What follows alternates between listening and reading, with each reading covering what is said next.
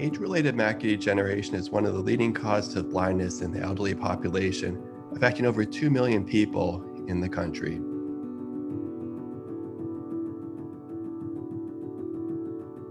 For the atrophic or dry form, which represents about 90% of patients, there really is no FDA-approved treatment.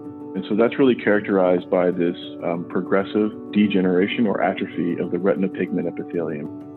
So a very important cell type in the eye. Patients essentially develop blind spots directly in the center of their vision. This makes it very difficult to read, even with magnification.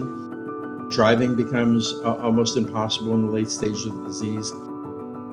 Patients may have difficulty recognizing faces. They may see someone but not be able to see the detail of their faces. Patients start to become depressed and isolated because of this. Which raises the question of how do we develop better therapies and treatments in the field for our patients to help treat, prevent, and reverse blindness. It had been previously thought that age-related macular degeneration was primarily a disease of the photoreceptors that we see light with.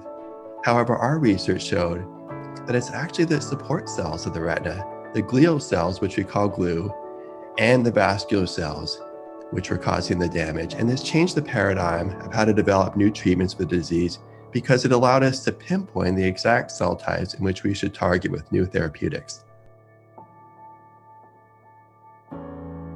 In particular, using embryonic stem cells, as well as a technology called induced pluripotent stem cells. And so what that technology was able to do was essentially just use stem cells and revert them back into this embryonic stem cell-like state, and they're able to become essentially any cell type in the body. For us, we actually use those to turn them into retinal pigment epitheliums, the cell type that's mainly affected in macular degeneration. And we can essentially try to use those to replace the damaged cells. And then the second part of our laboratory is kind of a drug development arm. So we can use stem cell technology as well to be able to mimic essentially what we see in the pathology of the disease.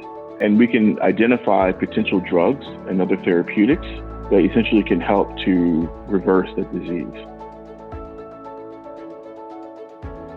So I think what keeps me in the work is the patients at Yale Medicine, to see people each week and to hear their stories of how macular degeneration affects them and affects their loved ones. My grandmother has macular degeneration, just to kind of see the effect on her life and how rewarding it could be to be able to have a new therapy that can really help. I think vision is our most important sense. And I've been studying this for a very long time, and to see that we're coming so close to treatments and therapeutics that will have benefit for these individuals really excites me. There is no better sense of fulfillment in this world, I think, than actually being able to make a qualitative difference in somebody else's life.